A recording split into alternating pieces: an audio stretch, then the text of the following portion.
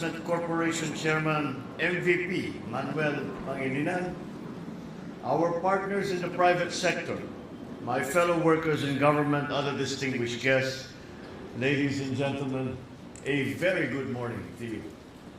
Today we build on the dreams and dedication of those who came before us.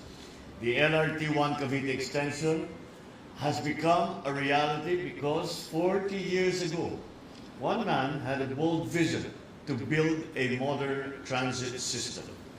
Like many monumental undertakings, the concept of the light rail transit was first met with doubts.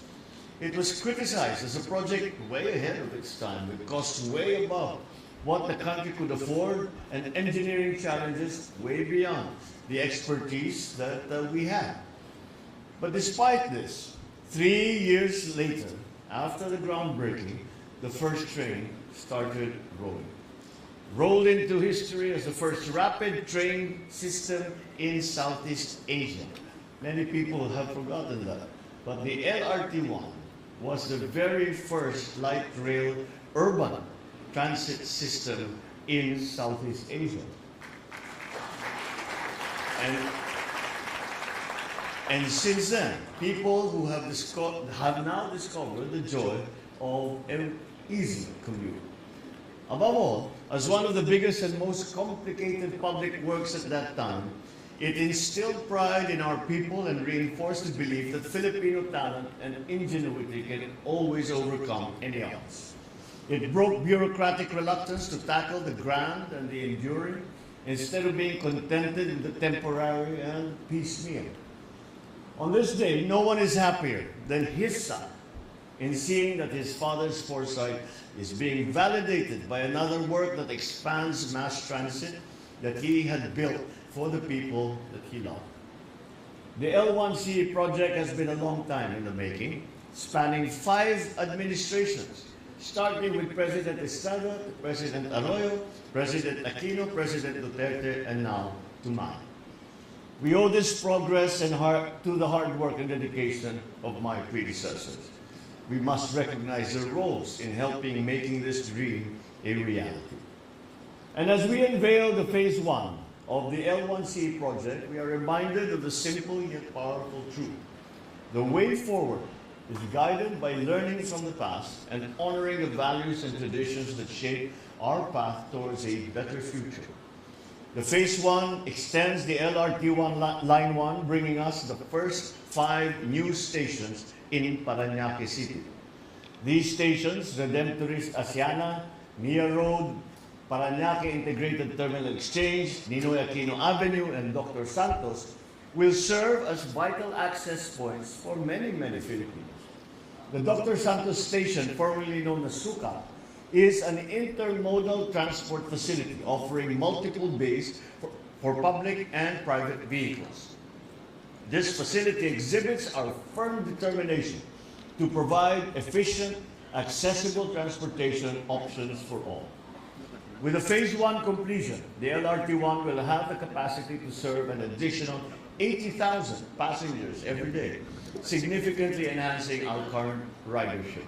Commuters will now see a great reduction in travel time, allowing them to spend more time with their loved ones. By serving commuters across Metro Manila, Cavite, and neighboring areas, the whole project creates a smoother, more reliable mode of transport. Our journey towards a more seamless and modernized public transportation system does not end here. We are committed to building station after station, reaching as far and as fast as our people's needs dictate. Patuloy pa natin pinapalawak at pinapaganda ito. Tulad na lamang nitong pinagsisinayaan natin ngayon. At the same time, I recognize that countless rail projects, those conceived, broken ground upon, thoroughly studied, and even initially financed during my administration, may not see completion in my term. This is the nature of railway development and any large-scale development. This is not a short-term endeavor. It requires patience, persistence, and passion and commitment that extends beyond immediate timelines. Rail projects not only commence when soil is first taken from the earth. In fact, most of the heavy lifting is done during the preparations. Our role is to ensure that we have a roster of projects running along the pipeline so that the next generations will assume that these heritage projects and take on the responsibility to finish them. Carrying the lessons of the past, we aim to intensify our work on rail initiatives. The issues on road right-of-way must be resolved fast, and disputes must not hinder work. To attract foreign investment in the transport sector, we should leverage the Public Service Act that removes the 40% cap on foreign investment in railways. Finally, the public-private partnership or PPP hybrid model on L1C serves as a perfect template for future investment. With these in mind, we are pursuing more transportation projects. Dito sa LRT 1 Cavite Extension, hangad ko na matapos ang natitirang 3 istasyon hanggang Bacoor, Cavite sa lalong madaling panahon. Ukol sa Unified Grand Central Station sa Quezon City na magsisilbing terminal kung saan magtatagpo ang 4 na linya, hangad ko na agaran nitong magkukumpleto. Nang sa gayon, handa itong magbigay ginhawa sa mga pasaherong tumatangkilik sa tren araw-araw.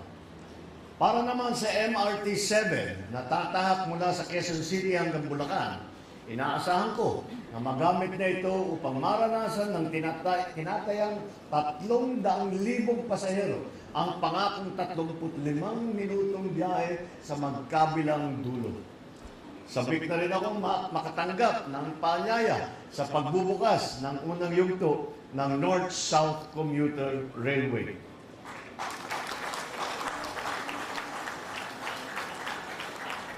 Hangad ko rin na maging komportable ang mga pasahero sa MRT 3, sa EDSA at sa LRT 1.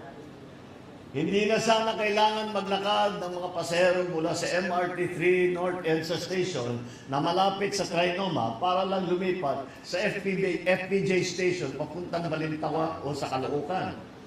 At this point, I would like to express our gratitude to the people behind the success of L1CE Phase 1 completion. Of course, the DOTR that has played a central role in all of this. The Light Rail Transit Authority, the project concessionaire, the Light Rail Manila Corporation, including our financial stakeholders and contractors, for providing the Filipino people with safe, reliable, and efficient transportation services. If ease of travel is key to prosperity, then it is in the railways that we find the drivers for growth. When we connect our hubs and our heartlands through a reliable, efficient transportation system, a people's system accessible to all, we foster a truly inclusive and connected nation. Together, let us build a more advanced, progressive, and prosperous bagong Pilipinas, one where every Filipino can look towards a future of seamless connectivity, improved mobility, and the freedom to spend time on what truly matters.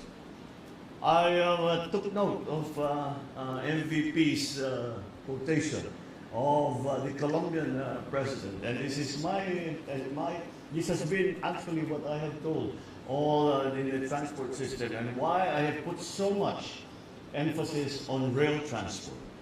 And that is my experience in taking I've been riding trains for most of my life, simply because as a student and as a young man, it was simply the most convenient. But I think that anyone who has had any experience commuting in big cities like New York or London or Paris, you can see that the ridership is a mixed bunch. It's not only ordinary workers who are going to work, but you also see people who clearly are people with yung may kaya. Yung mga may kayang magkaroon ng limousine, magkaroon ng may naka-Rolls Royce sila nakaparada sa bahay. Ngunit, ang ginagawa nila, sumasakay sila sa tren. Dahil, yan ang pinakamabilis, yan ang pinakamaganda, at yan ang pinakaginhawa na paraan upang makarating sa kanilang pagtatrabaho. And that is the point at which, when we can see as we refer to them, the rich folk riding the trains as a matter of choice. Before riding their fancy automobiles going to work, simply because it is the quickest way there, it is the easiest way there, then I can say we have succeeded, at least partway, in what we have been aspiring to do. This is the Philippines we strive for, a nation that moves forward as one. Maraming salamat po. Mabuhay po ang bagong Pilipinas. Thank you, Mr. President. At this point, may we request the President to kindly grant us a photo opportunity. First, may we call on stage the government officials, those with the brown sticker.